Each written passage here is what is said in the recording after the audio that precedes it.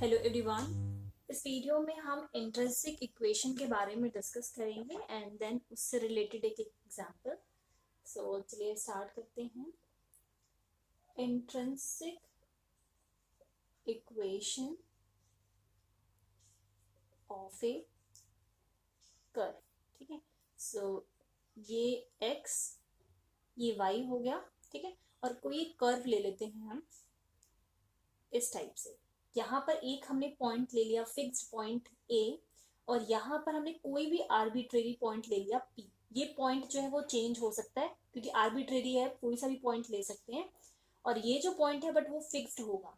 सो A जो है वो है फिक्स्ड पॉइंट एंड P जो है वो है आर्बिट्रेरी पॉइंट। देन यहां से इस फिक्स्ड पॉइंट से जो डिस्टेंस होगा इस आर्बिट्रेरी पॉइंट का, उसको हम बोलेंगे, उसको हम डिनोट करेंगे s से। और s यहाँ पर क्या है? Length of arc. ठीक है, देन इस p से हम एक टेंजेंट ड्रॉ करेंगे, कुछ ऐसे जाएगी। देन ये जो हमने आरबी फिक्स्ड पॉइंट लिया था वहां से हम एक टेंजेंट ड्रॉ करेंगे तो कुछ इस तरीके से जाएगा वो। ठीक, दोनों पॉइंट से हमने एक टेंजेंट ड्रॉ करी तो यहाँ पर एक एंगल फॉर्म हो रहा है और यहाँ पर एक एंगल फॉर्म हो रहा है, दोनों एंगल सेम है। इसको हमने डिनोट कर दिया जाए से। सो जाए जो है वो एंगल हो गया आपका। ओके, सो इंट्रिंसिक इक्वेशन क्या है? हम जब इन दोनों में रिलेशन निकालते हैं, इस लेंथ ऑफ आर्क में s में और जाए में जो हम ये रिलेशन निकालते हैं, जो इक्वेशन हमें मिलती है वो इक्वेशन होती है इंट्रिंसिक इक्वेशन। ओके, ये इंट्रिंसिक इक्वेशन जो हमें मिलती है वो हमें पोजीशन नहीं बताती। इससे सिर्फ हमें कर्व का फॉर्म पता लगता है, पोजीशन पता नहीं लगती। तो इन केस हम पोजीशन को चेंज करते हैं तो इंट्रिंसिक इक्वेशन पे कोई फर्क नहीं पड़ता क्योंकि वो पोजीशन जब हमें इक्वेशन बता ही नहीं रही, तो अगर हम पोजीशन को चेंज भी कर देते हैं तो उससे कोई इम्पैक्ट इक्वेशन पे नहीं पड़ेगा। हम जो लास्ट इक्वेशंस के बारे में डिस्कस कर रहे थे, कार्टेशियन इक्वेशंस, तो उसमें क्या था कि हमें पोजीशन के बारे में पता चल रहा था, तो हम प्लेस चेंज करते हैं, पोजीशन चेंज कर रहे थे कर्व्स की, तो उससे इक्वेशन पे इम्पैक्ट पड़ रहा था, बट इस केस में नहीं पड़ेगा। ठीक है, तो ये था इंट्रिंसिक इक्वेशन के बारे में। अब हम दो फॉर्म्स डिस्कस करेंगे, कार्टेशियन फॉर्म इंट्रिंसिक की, कार्टेशियन इक्वेशन। इक्वेशन जो है वो सिमिलर है, जैसा कि हम लास्ट वीडियोस में डिस्कस कर रहे थे वैसा ही है। Under root 1 plus D Y by D X, और इसका स्क्वायर करते थे और ये होता था डी एक्स के रिस्पेक्ट में। ठीक है, और यहाँ पर जो इंटीग्रेशन की लिमिट होगी, क्योंकि ये डी एक्स के रिस्पेक्ट में है, सो 0 टू एक्स, या फिर आप यूँ लिख सकते हैं a टू एक्स।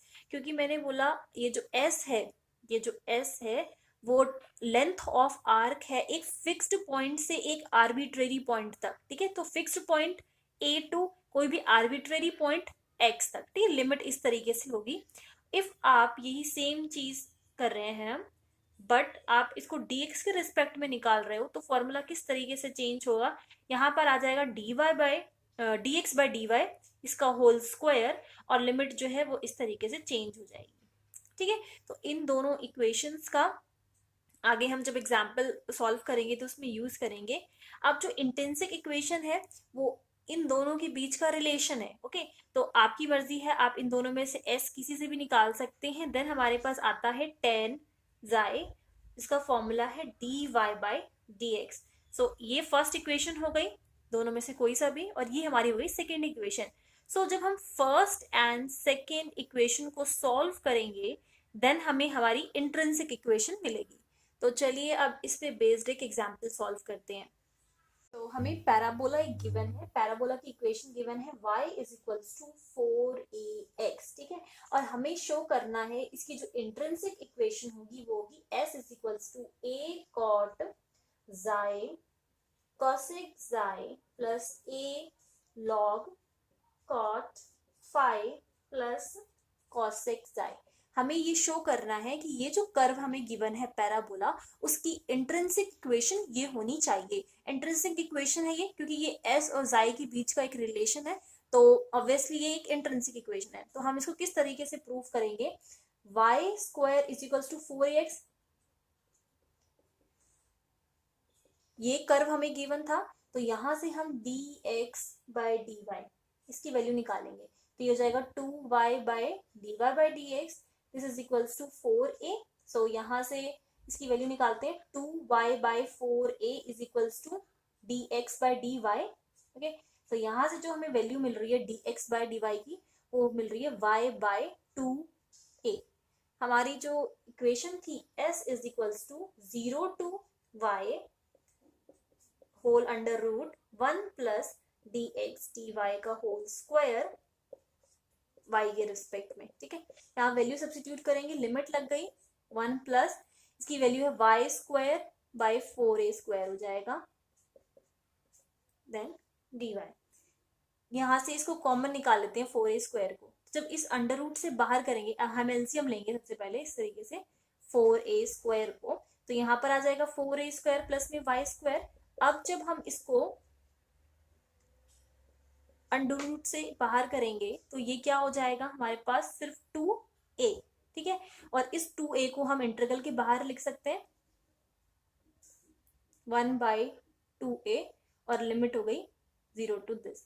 देन हमारे पास इस इंटीग्रल को सॉल्व करने का एक वे होता है, तो हम फॉर्मूला होता है, तो हम उसको अप्लाई करेंगे। फॉर्मूला इस तरीके से होता है x² + a², इसका इंटीग्रल आपको करना है dx, तो हम लिखते हैं x/2।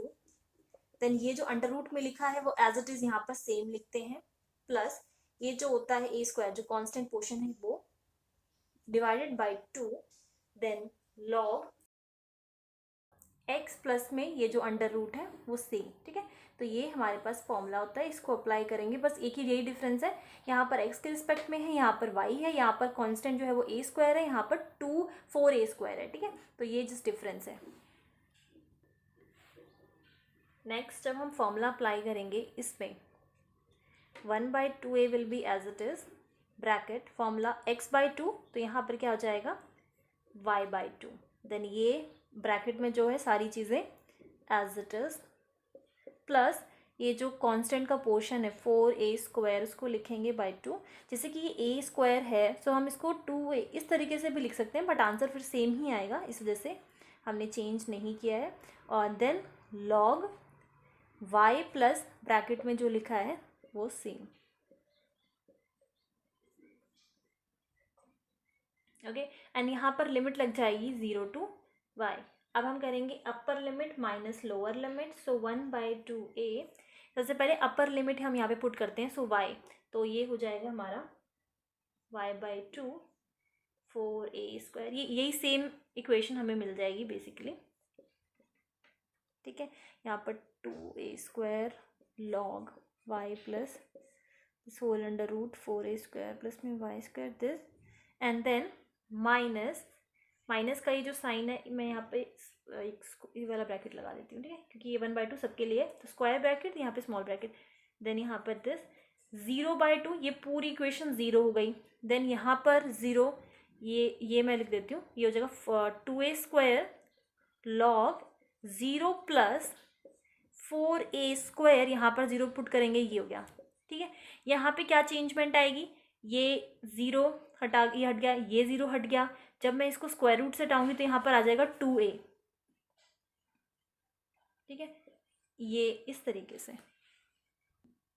सो नाउ जब हम ये इक्वेशन यहाँ से ब्रैकेट हटाएंगे, ये नेगेटिव में हो जाएगा, तो हम क्या कर रहे हैं कि ये जो 2a² है उसको कॉमन ले लेते हैं, देन ये log m minus log n हो जाएगा। ठीक है, तो इसको मैं इधर लिख देती हूँ, माइनस का 2a² log 2a था। ठीक है, तो बाकी सारा जो स्टेप है ये square bracket, curly braces, sorry parenthesis, then ये 4a² प्लस में y², यहाँ से मैंने 2a² कॉमन लिया, then log y plus this 4a² plus में y², log m minus log n बन रहा था, तो ये नीचे आ गया 2a। ठीक है, ये हमारी इक्वेशन आ गई 1। हमने s का जो पोर्शन था वो सॉल्व कर लिया, ये इस तरीके से। ठीक है, 1/2 सबके लिए ये फर्स्ट इक्वेशन। अब हम सॉल्व करते हैं tan phi which was dy/dx। So यहाँ पर आ जाते हैं, हमें चाहिए tan is phi is equals to dy by D X. तो यहाँ पर हमने इसकी वैल्यू निकाली थी, इसको चेंज कर देते हैं जस्ट, तो क्या आ जाएगा 2a ऊपर चला गया, y नीचे आ गया।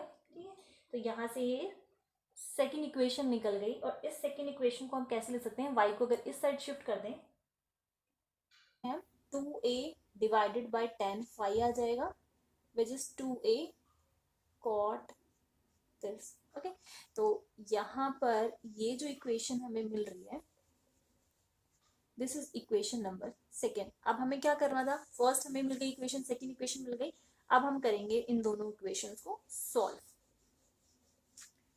तो s की जो ये वैल्यू हमें मिली है, यहाँ पर ये जहां पर भी y है ना, हम ये वाली वैल्यू सब्स्टिट्यूट कर देंगे। सो 1/2a y/2, y की वैल्यू है 2a cot xi divided by 2 whole under root 4a square plus y square. So 4a square cot square xi plus 2a square log, and then यहाँ पर है y, तो ये जगह 2a cot this xi plus यहाँ पे हो जाएगा 4a स्क्वायर, यही सेम टर्म यहाँ पर भी आ जाएगी, then divided by 2a। Okay, then ये मैंने इक्वेशन पूरी लिख ली है। यहाँ पर थोड़ा सा सिंप्लीफाई करके लिखेंगे अब हम 1/2a स्क्वायर ब्रैकेट 2 से 2 कैंसिल हो जाएगा, 8 cot xi दिस ब्रैकेट, यहाँ से मैं 4a स्क्वायर कॉमन ले सकती हूँ, यहाँ पर बन जाएगा 1 cot दिस, सब पे होल अंडर रूट है, और यहाँ पर जब इसको मैं अंडर रूट से बाहर करूंगी, हो जाएगा 2a, इस पे अंडर रूट आ जाएगा 1 प्लस में cot स्क्वायर दिस। ठीक है, तो यही सेम चीज यहाँ पर अब हम लिख रहे हैं, 2a मैंने बाहर कर दिया, सो यहाँ पर मैं इस तरीके से लिख सकती हूँ, 2a ऑलरेडी यहाँ पर था, तो a स्क्वायर cot दिस, यहाँ पर आ गया अंडर रूट 1 प्लस में cot स्क्वायर, यहाँ पर अब हम आइडेंटिटी लगा देंगे नेक्स्ट स्टेप में, then plus 2a square log, और यहाँ पर था 2a cot फाई, ये जो ब्रैकेट था वो यही सेम था, तो हमने इसमें क्या लिखा, अभी 2a बाहर कर दिया था, then bracket plus 1 plus cot square this by 2a, then 2a square. सिर्फ इस स्टेप में आपको मैं बता रही हूँ कि क्या होगा, ये जो टर्म है और इस टर्म में जो कॉमन है वो है 2a, तो मैंने 2a को कॉमन ले लिया, यहाँ पर होगा cot phi sorry xi plus 1 plus cot,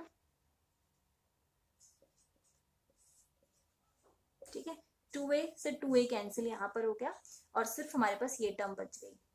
now 1/2a, then this is 2a square cot xi, यहाँ पर हम आइडेंटिटी लगा देंगे, हमारे पास आइडेंटिटी होती है cosec this plus cot square xi is equals to 1, sorry यहाँ पे माइनस होता है, तो इसको हम इधर शिफ्ट करेंगे, this is cosec square xi is equals to 1 plus cot square xi, यहाँ से cosec की वैल्यू निकालेंगे, स्क्वायर था, यहाँ पर हो जाएगा अंडर रूट, तो यही सेम है यहाँ पर। ठीक है, तो हम ये वैल्यू सब्स्टिट्यूट कर रहे हैं, cosec xi।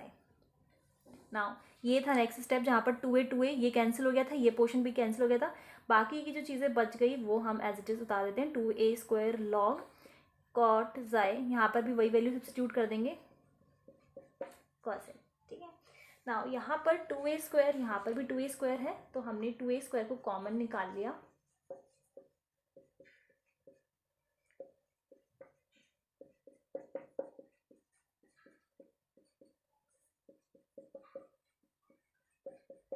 देन यहाँ पर बचेगा सिर्फ a, क्योंकि ये कैंसिल हो जाएगा, सिर्फ पावर a बच जाएगी,